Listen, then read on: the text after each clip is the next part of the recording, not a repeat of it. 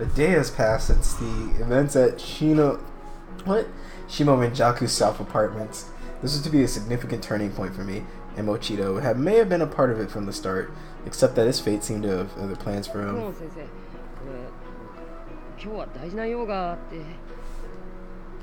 ダメ。サトシ君、昨日の唾液の小テスト、ちょっと残念な点数だったでしょ? Like an owner training a puppy, Kuan gave him a strong glare and held up her index finger in reprimand. 今から1時間、私の授業に集中しなさい。そうしたら、次の小テストも解けるようになるから。先生って英語科でしょ？唾液なんて専門外じゃ。一生懸命教えるからできるよ。She seemed a little taken aback by that remark, puffing up her cheeks like a chipmunk in protest. いや、先生、クオン先生ってユイ先生そっくりだな。ごめんなさい。Looking both bemused and guilty, Mochida tried to get up and leave his seat in one swift motion, but was quickly and easily caught, lifted up, and forcefully sat back down. Miss Kuan was smiling. She was actually enjoying this. Miss Kuan was only the slightest bit taller than Mochida. This did make her taller than the average, but her arms were small and frail. There seemed to be no way she could possibly have lifted someone of his build. This whole situation was rather bewildering for him, and he made no attempt to hide his confusion.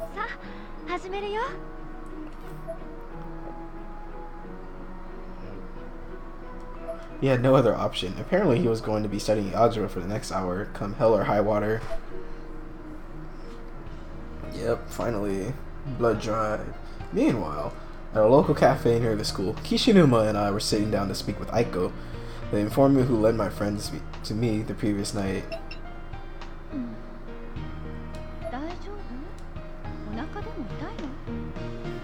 I responded with a dismissive gesture while continuing to rub my abdomen with my other hand. Ever since the previous night, I had this constant unbearable urge to pee. What? Oh no.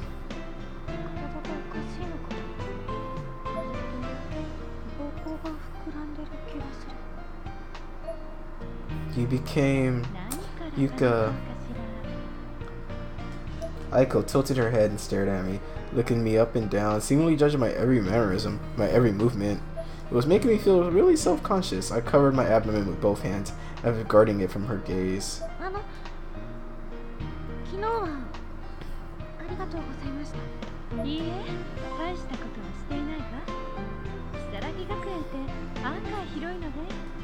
Kishinuma and I stared at one another, still unsure how to feel about this strange new addition to our entourage.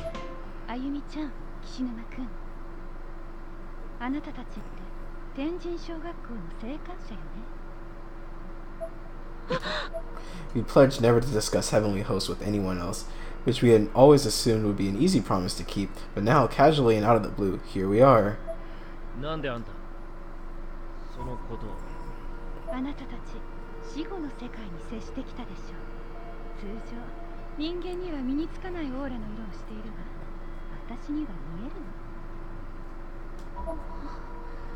Both Kishinuma and I were speechless. I sat there staring at my palm, subconsciously trying to see my aura, I guess.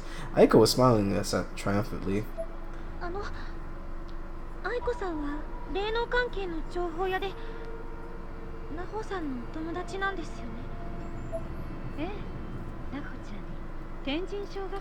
God damn. You started it all? The true source of the deaths and subsequent erasures had turned our lives into a living nightmare on the Sachiko Ever After ritual posted on Naho's occult blog.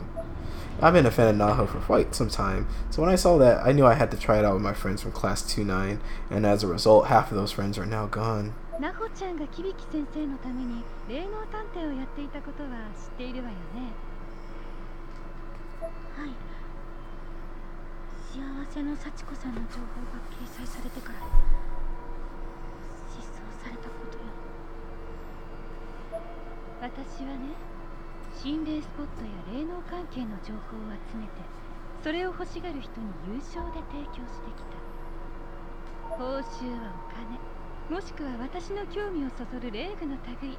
相手によってふっかけ方も変えるけれど、まあギブアンドテイクよね。向こうは情報が欲しい、私はお金と礼具が欲しい。 Physically, Aiko was a very attractive young lady, but personality-wise, the jury was still out. Her words were calculated and emotionless. Her true intentions are a mystery. だから私は情報屋をやっているの。なほちゃんもいいお客さんだったわ。あの子が最後に買ったのが天神小学校の情報。なほちゃん、これで響先生の小説がなんとか賞を取れるってすごくはしゃいでた。ねえ、教えてくれる？あなたたちの閉じ込めだったあの異空間、なほさんは響先生と一緒に。 I looked down as I answered. Despite everything she's done, the memory of Naho's passing was still painful for me. She'd become one of Heavenly Host's lost souls and gone completely berserk. In the end, I was the one who finished her off. そう、やっぱりね。 Aiko seemed complete. Oh, whoa, whoa, whoa, whoa, whoa. でも予想はついていたから。そう、やっぱりね。 Aiko seemed completely unaffected by this revelation. Her tone remained as even and her expression cold and distant. Honestly, I had enough of her at this point. She was so devoid of empathy, it was almost offensive. I was genuinely starting to get pissed off. 平気なんですか？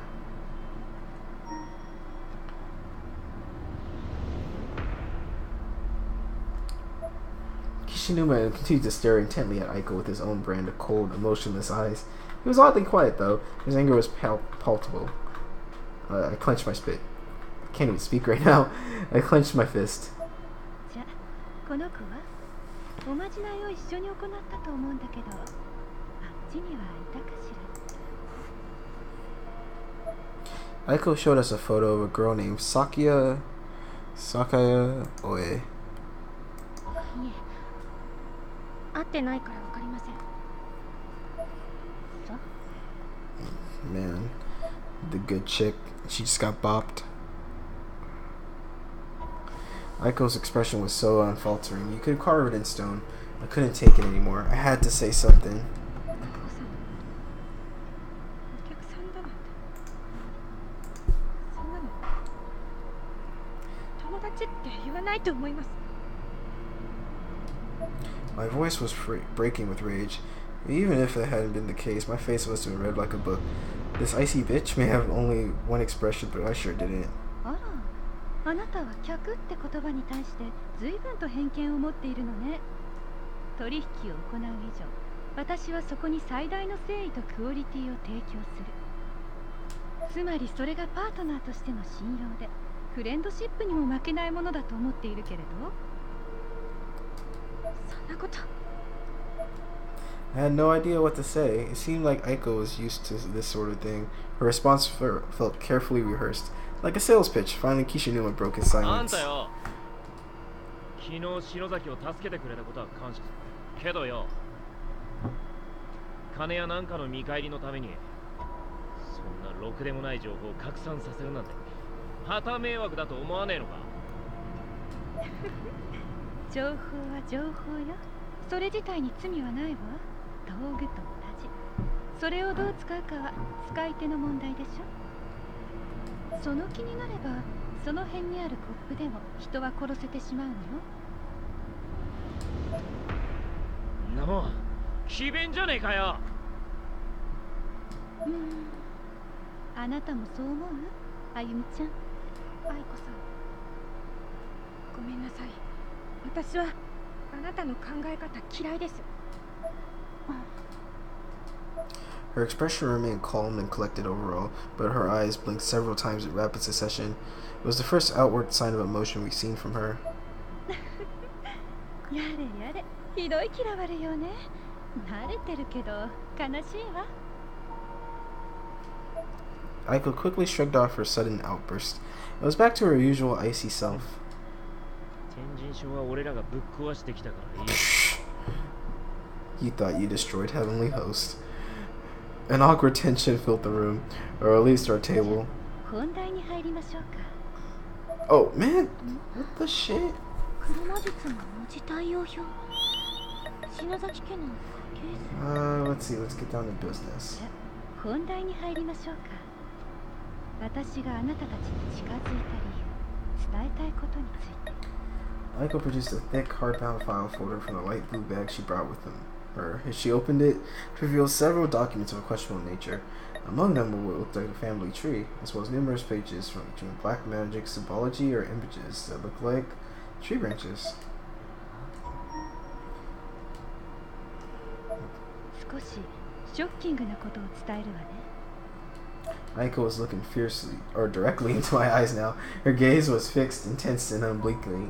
さっき岸沼くんが言ったことだけれど、間違いよ。Yeah, they said that on the box, man. 何がだよ。天神小学校は壊れてなどいない。今もまだ存在し続けているのよ。これを見て。Aiko placed a black and white photo on the table. It wasn't the clearest of pictures, but there's no doubt that the location it depicted was Heavenly Host Elementary.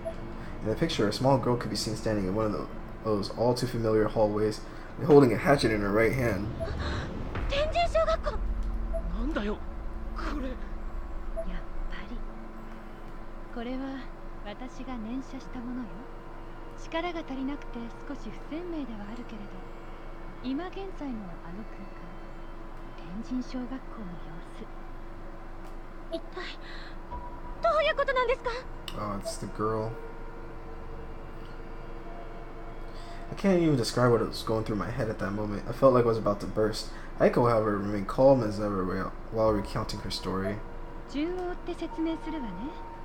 まず、昨日の例の赤い箱だけれど、開けると。The box I found on Makina's futon. Inside were apparently two stones resembling magatama, common-shaped ceremonial objects from the Japanese antiquity. Also included in the box were several more roughly hewn stones, as well as the lining along the edges consisting of crumpled pieces of thin white paper. 残念ながら箱の中でほとんど割れていたけれど、この一組は無事だったわ。They looked almost like a demented version of yin and yang symbols, puzzle pieces that were clearly built to be slotted together.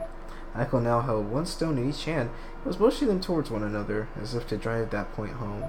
霊具というのはね、簡単に言えば死者の思いが込められたもののことで、物に閉じ込められた霊、またはその生前の記憶が持つ者に永遠と泣き言を語りかけてくる愉快なものよ。私はこう見えて無類の霊具コレクターでもあるの。Kishinuma and I briefly locked eyes again. We shared the same look of bewilderment. Aiko's personality was much more twisted than either of us had initially perceived it to be. この子の意志を読もうとするとね、脆わしい声と一緒におさげの少女や廃校の風景が見えてきたの。で、気になったからこのカメラに。At this, she produced an old instant camera and placed it on the table in front of us. 私の念を映してみたの。それがその写真。私がこの霊具を使ってその時の今現在を念写したもの。過去や未来の時間を超えた念写は私にはできないから。I examined the photograph in greater detail, and a chill ran down my spine. There was absolutely no denying what it depicted. I was actually shaking. 篠崎幸子を失ったあの学校は私たちが逆落ちで脱出した際に崩壊したはず。でも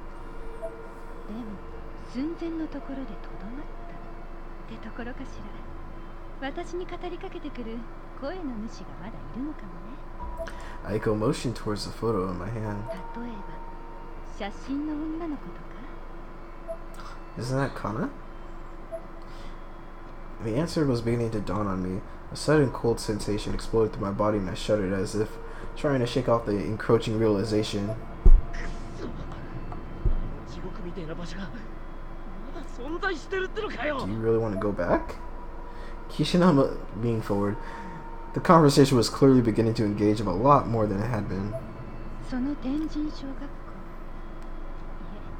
え、学校の形をしたあの異空間だけれど、ナホちゃんに紹介した手前、私も気になって調べていたの。あの異空間の正体はね、涅槃という死後の世界に近い磁場なのよ。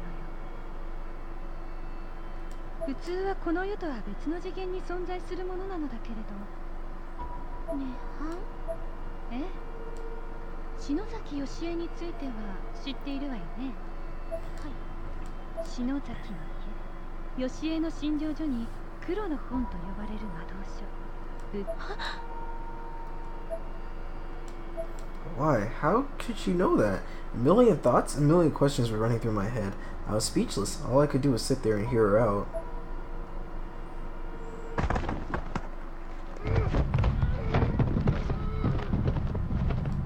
It was like a muffled scream or a moan of agony. The sound you make when you want to make a sound but are barely able to.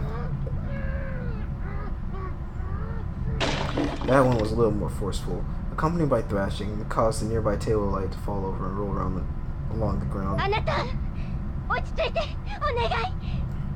This was Yoshi Shinazaki's clinic, and Yoshi herself was on top of her husband, holding him down with both of her hands. She continued her Shinto purification chant. To prevent Seiji from biting off his own tongue, he had been gagged with a towel. Needless to say, he wasn't looking particularly well. Not far from where this was occurring, Sachiko stood aghast, trembling as she watched the proceedings with hesitant, sidelong glances.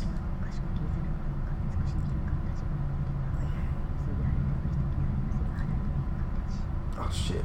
Izanagi. Seiji, still collapsed on the floor, was clearly suffering. His body was bent into a most natural shape. He was fervently clawing at his neck.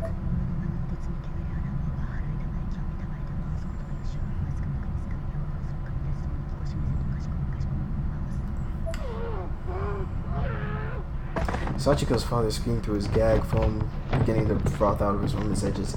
He was going into cyanosis. Ghostly images of Shinozaki women from ages past smiled down upon the event from the ceiling, laughing and mocking its suffering. Worse still, some of the women had traditionally blackened teeth, giving their smiles an unintentionally sinister edge.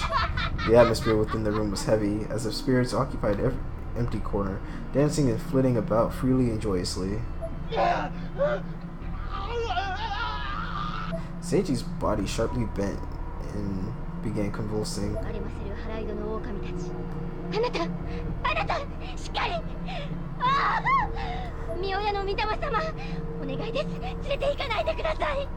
Her great-grandmother, Sira, the head of the Shinozaki family, was among the black teeth women laughing joyously at Seiji's suffering.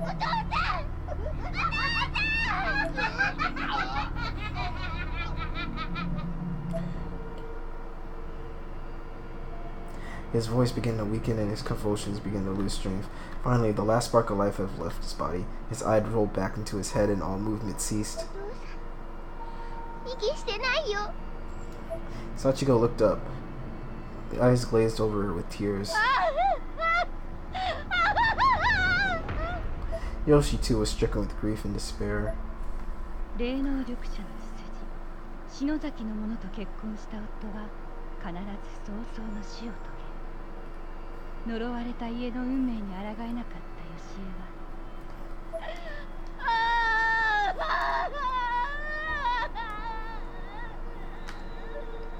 心ない者たちから守るよう篠崎の家に禁忌の本に手をつけ、それが黒の本、ブック・オブ・シャドウズ。 Did she really try to do that? 愛する者を失う、そのことを恐れるあまり黒魔術に頼ったの。まさに荒唐無稽でバカな話よね。義恵自身もすがれるものなら何でもいい程度にしか思っていなかったと思うわ。Aiko stared deeply into my eyes, seemingly fishing for a reaction to her tale. ところがまさか信じられないことが起こる。 She actually tried to bring her back. I continued listening, unknowingly stroking the wound on my thigh, as unpleasant memories of my own foolish run-in with the black magic resurfaced. 義恵の体に流れる篠崎の血筋、その強い霊力に想像もつかない何かが呼応してしまった。それは I instantly knew what she was going to say. 義恵の術で本の中から呼び覚まされた何か、未来永劫、死者と共にいられる場所、死後の世界を切り取った空間がこの世に生まれてしまったの。Yo, what's up, Nick Shin?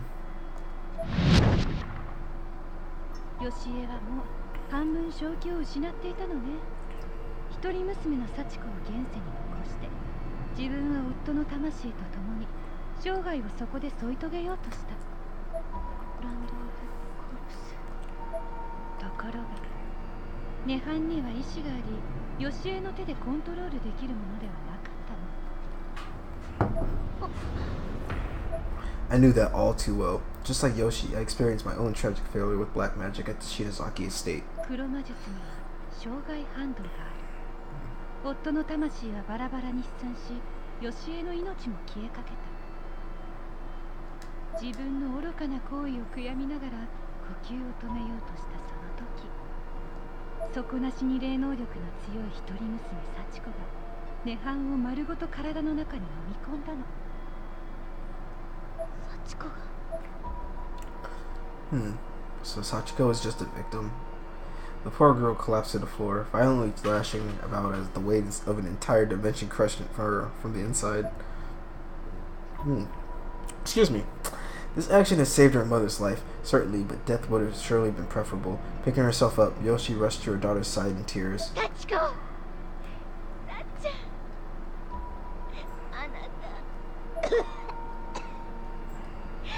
お母さん死なないで、お母さん。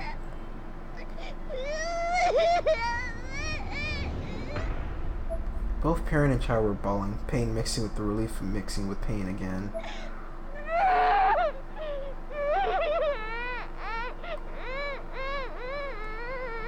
The little girl buried her face into Yoshi's bosom and just cried and cried.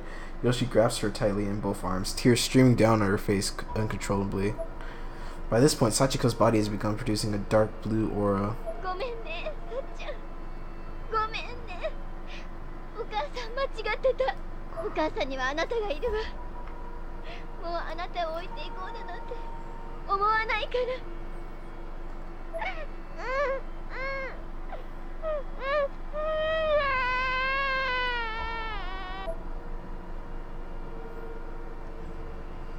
あなたも知っての通り、幸子も篠崎家当主直系の血を引くサラブレッド。ヨシエを超えるほどの霊能力を持っていたのね。涅槃を丸ごと体内に封じ込めるなんてものすごいことよ。 Aiko took a big, noisy sip from her coffee mug. ほとんど最強の霊能者だったんじゃないかしら。まだほんの小さな子供だったけれど。でもその幸子が死んでしまって。 Yep. そう。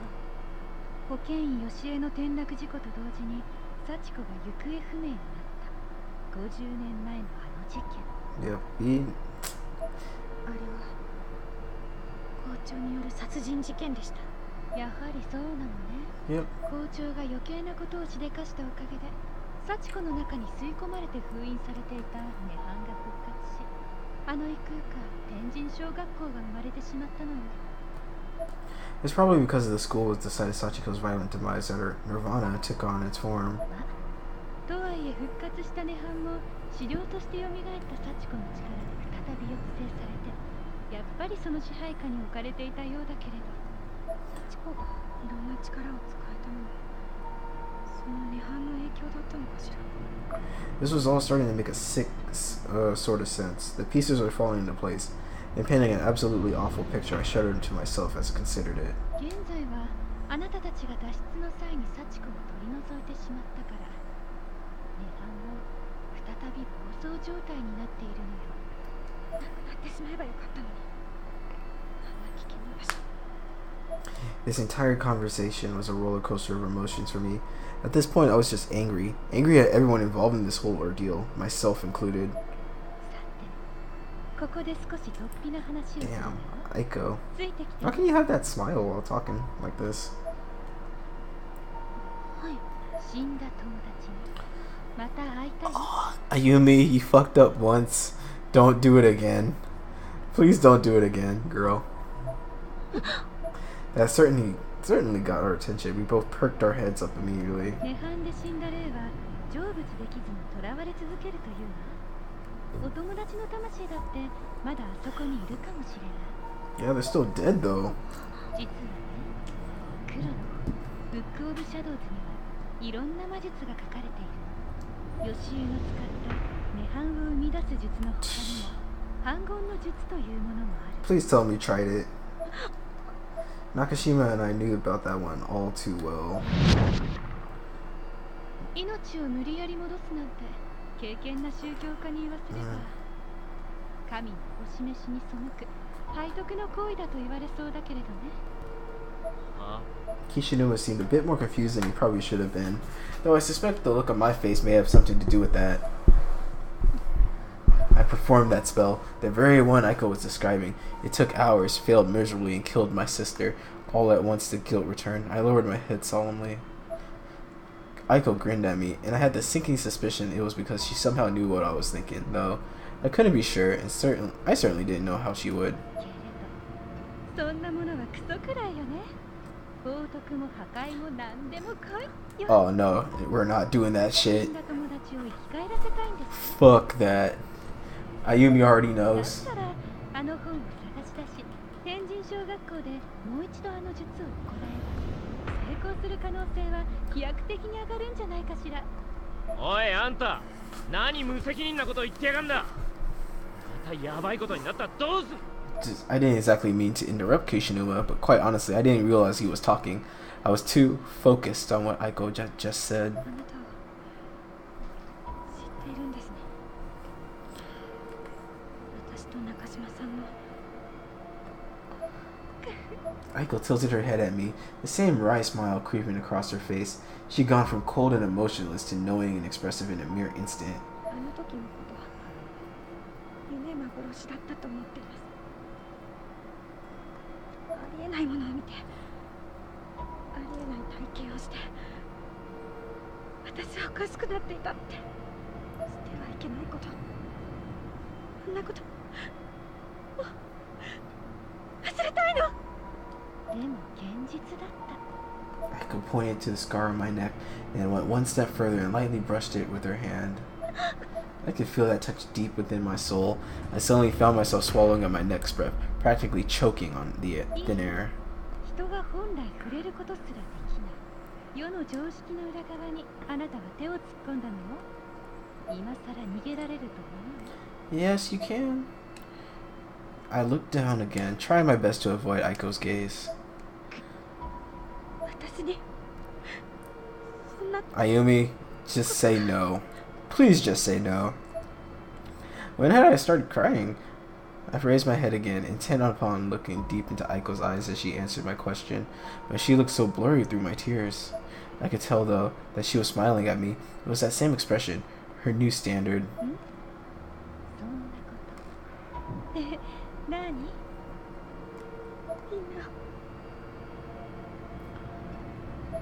今何？あなたの口からちゃんと聞きたい。 Ayumi, please. どうしたの？ Oh my god,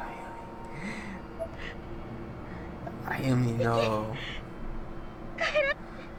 Oh, you remember what happened? よく言えました。 Damn, this Aiko chick. Aiko patted my head, as one might a dog after a successfully formed trick. 黒の本が生み出すのは魔女の英知を起こす奇跡よ。それは運命をもねじ曲げる力。たとえそれが確定した運命であろうともね。あなたは強力な霊能者の家系、篠崎家の末裔。日野江さんがいない今、これはあなたにしかできないことかもしれない。 My confidence was being bolstered by the minute, though in retrospect, that was likely Aiko's aim. Nonetheless, if there was still something I could do for my friends. だけど、肝心のブックオブシャドウズがどこに行ったのかもわからないし、それに幸子を失った天神賞には幸せの幸子さんのおまじない電話はもういけない？そうだと思います。この学校で菅野由紀ちゃんという女の子に聞きました。 Aiko once again placed the bluish-white Magatagma stones from the box in either hand, this time fitting them together, though not quite the way they were supposed to interlock. そこでこれよ。それは一体。ものすごい霊力を持ってる。さすが篠崎の霊具ね。声が教えてくれたわ。これは幸せの石。幸せの石。 I leaned forward to spite myself. The name sent a shiver down my spine, but now that I heard it, I had to know more. この石は2つで1つなの。これをパズルのようにくっつけて「涅槃よ死人を迎えよ」と唱えれば触れている者みんながいつでも天神小学校へ飛べるわ。 We both flinched at her chant, but Aiko just smiled. She must have intentionally oriented the stones the wrong way so the charm wouldn't activate. 戻る時も。 She tossed the stone she'd been holding in her right hand into her left, where it clacked together with the other. 不思議でしょ。この子が教えてくれたのよ。この方法。 Aiko gazed longingly at the stones. She was clearly, utterly enamored by them. It seemed as they were the key factors in unleashing her newfound emotional expressiveness. But my focus was elsewhere. Without a doubt, the items Aiko now held in her left hand were extraordinarily dangerous, possibly the most dangerous, horrific objects in the entire world. However, while Aiko was ogling them with her left hand, her right was feeling around for something in her breast pocket. She slowly removed it, producing an old black and white photograph. When she had taken that, it was the same photographs I'd seen at Makina Shinazaki's house the previous night. It depicted a young Yoshi alongside her mother and Makina. 10代だった篠崎義恵はおばのマキナのことを慕ってよく